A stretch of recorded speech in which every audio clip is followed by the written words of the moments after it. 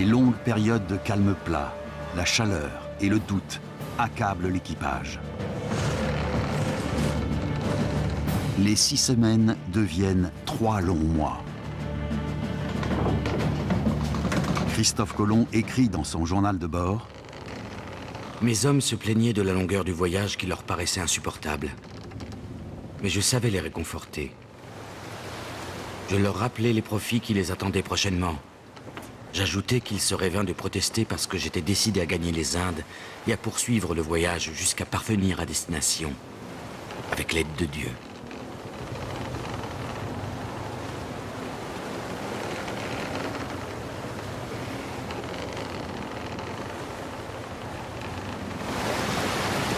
Enfin, ils aperçoivent la terre.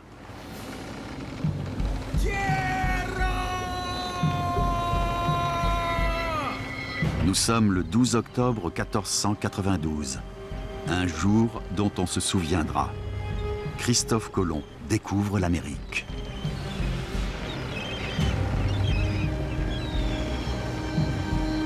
Je ne voyais ni mouton, ni chèvre, ni aucun autre animal. Mais ce que j'aperçus était aussi différent de notre monde que le jour et la nuit. Les plantes, les rochers, tout ce que je voyais était différent.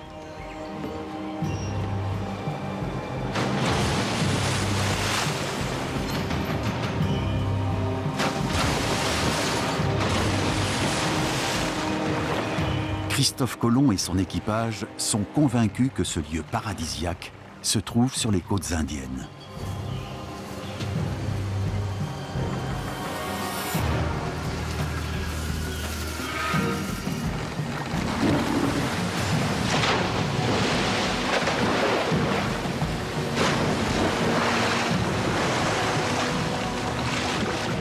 Les hommes sont épuisés, mais reconnaissants. Ils ont survécu à leur long périple et trouvé une terre pour la couronne d'Espagne, au nom de Dieu.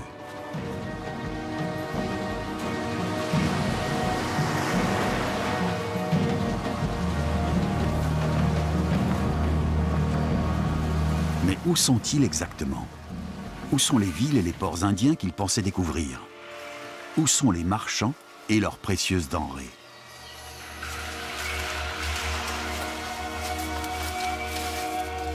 Christophe Colomb donne à cette île des Antilles le nom de San Salvador, d'après Jésus, le Sauveur.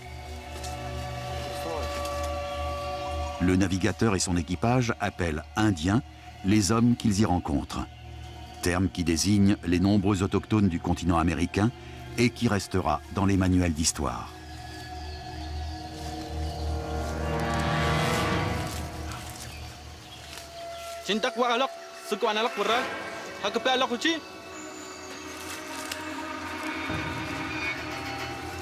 Christophe Colomb ne verra jamais les véritables Indes, ni leurs habitants. Jusqu'à sa mort, il demeurera persuadé d'avoir trouvé la route maritime des Indes.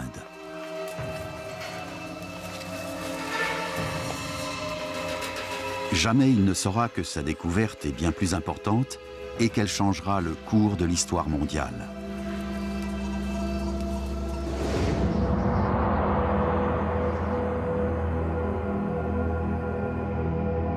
San Salvador n'est pas l'Inde, c'est la porte du Nouveau Monde.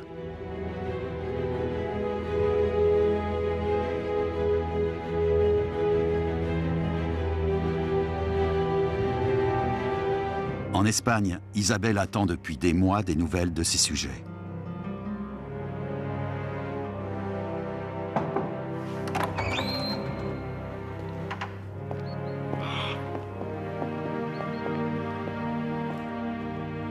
À son retour en 1493, Christophe Colomb raconte sa découverte dans une lettre adressée à la cour d'Espagne.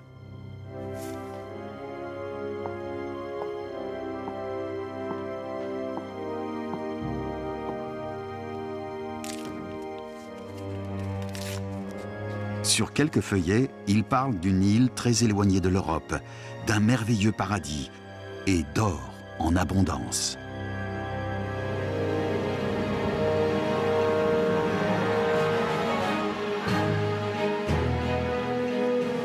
La nouvelle se répand comme une traînée de poudre. Chevaliers, pèlerins et commerçants la colportent dans tout le pays. La lettre de Christophe Colomb est traduite en latin, français, allemand et italien. Et en quelques semaines, elle est distribuée par dizaines de milliers d'exemplaires. L'Europe a son best-seller. Un ouvrage qui attise les convoitises. Les régions arides d'Espagne poussent de nombreux hommes vers les ports de la péninsule ibérique, à la recherche d'une place sur un navire. On ne cherche pas que des marins, tout le monde peut embarquer. Sur ces terres étrangères, même un porcher peut devenir un hidalgo, un noble. Ces parias de la société n'ont rien à perdre. Ce sont des hommes désespérés qui ne connaissent que le combat. Ils rêvent d'or et d'honneur dans les Indes lointaines. Ils sont prêts à s'emparer des terres et à soumettre des hommes pour leur roi et leur dieu.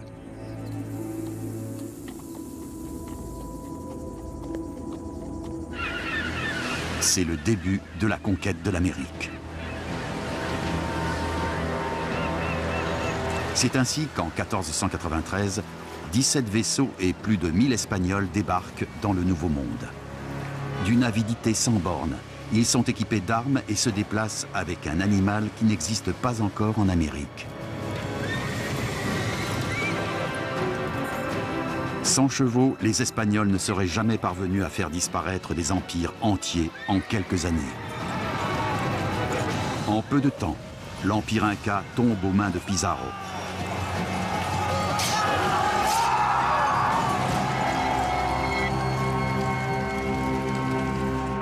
Les Aztèques d'Amérique centrale sont asservis par Cortés.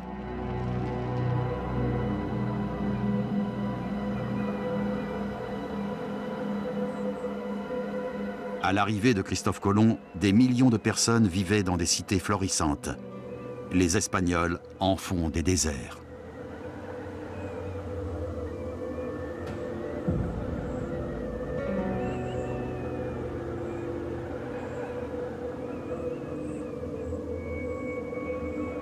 Là où autrefois on labourait la terre, poussent à présent des mauvaises herbes.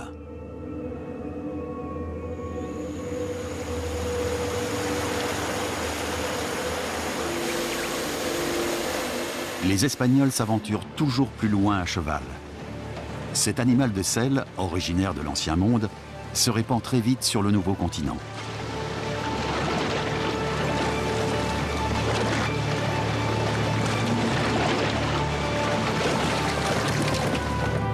Il y a 10 000 ans, on y trouvait encore des chevaux. Ils ont disparu à la dernière période glaciaire. À présent, ils reviennent. C'est un peu comme si l'Amérique les avait attendus. Car une fois livrés à eux-mêmes, ils redeviennent sauvages. Une nouvelle race voit le jour qui ne tarde pas à conquérir le continent. Le Mustang.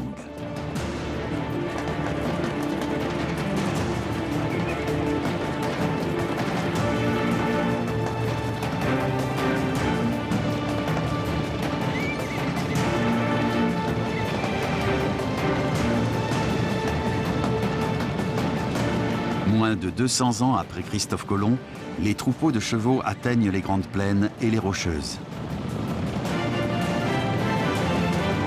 À la fin du XVIIIe siècle, ils parviennent jusqu'au Canada.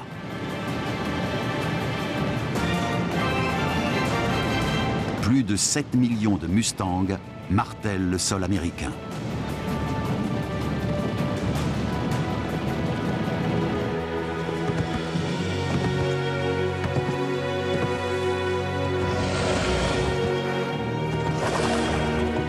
Pour les tribus nomades telles que les Blackfoot, les Cheyennes, les Sioux ou les Comanches, ces chevaux sont une bénédiction.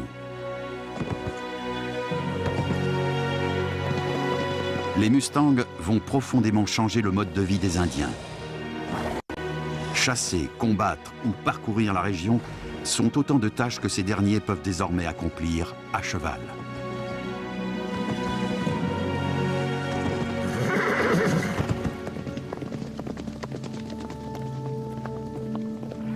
Cet animal venu de l'Ancien Monde devient l'emblème de la culture indienne.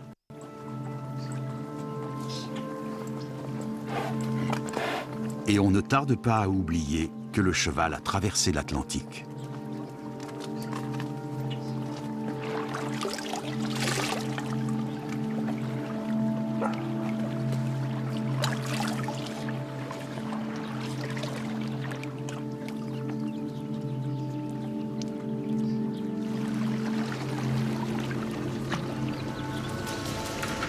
Après avoir conquis l'Amérique centrale et l'Amérique du Sud, les Espagnols remontent vers le nord.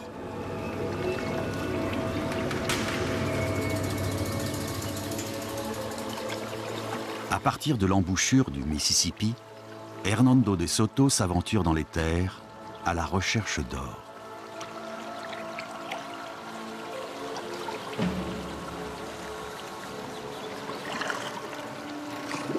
Lors de leur campagne d'exploration, les conquistadors emportent avec eux du bétail.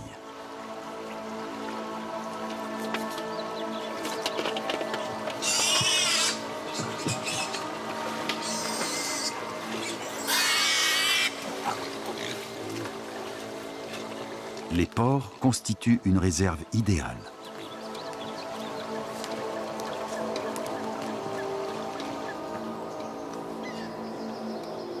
À bord, ils prennent peu de place. Sur la terre ferme, ils trouvent seuls leur nourriture. Ils mangent de tout, même sur ce continent étranger.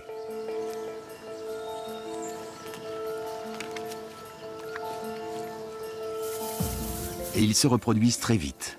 Les femelles mettent bas jusqu'à 10 petits par portée, et ce 3 fois par an. Les conquérants les abandonnent sur les îles, comme source permanente de viande fraîche, pour ceux qui leur succéderont, mais aussi au cas où ils reviendraient sur leurs pas. Pour les Européens, les porcs sont une bénédiction. Pour les autochtones, ils représentent une malédiction. En effet, ils ne clôturent pas leurs champs, qui, une fois labourés, sont une tentation permanente pour les porcs européens.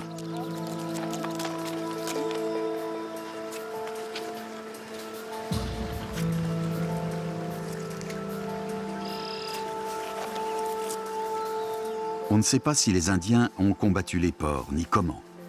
Une chose est sûre, cependant, ils ont dû être en concurrence pour la nourriture avec ces animaux. Non seulement les porcs mangent les racines de plantes sauvages que les Indiens récoltent, mais ils détruisent leurs précieuses semences.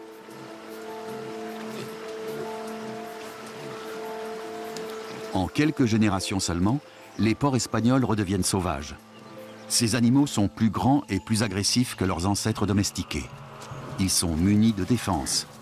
Ce qui a commencé avec quelques bêtes vire au cauchemar pour les autochtones.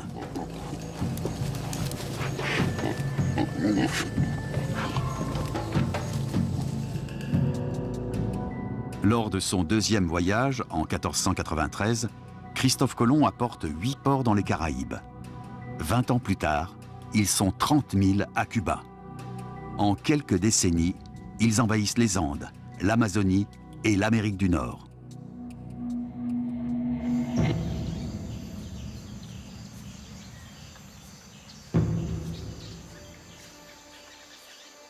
Mais les Espagnols n'auraient jamais pu conquérir aussi facilement le Nouveau Monde sans un passager clandestin qui peut semer la mort.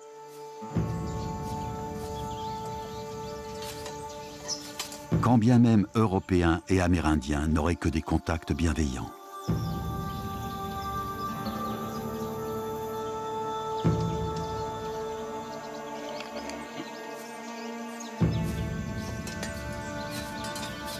Une épidémie se déclara. Une maladie avec des pustules, de gros bubons recouvrant entièrement le corps, y compris la poitrine, le visage et la tête. Note un missionnaire. Les malades ne pouvaient plus marcher, ni bouger. Ils étaient étendus, inertes sur le sol. Ils ne pouvaient pas changer de position, ni s'étirer, ni se retourner, ni lever la tête. Tous tombèrent malades et la plupart moururent. Beaucoup périrent de la faim et de la soif, car personne n'était en mesure de les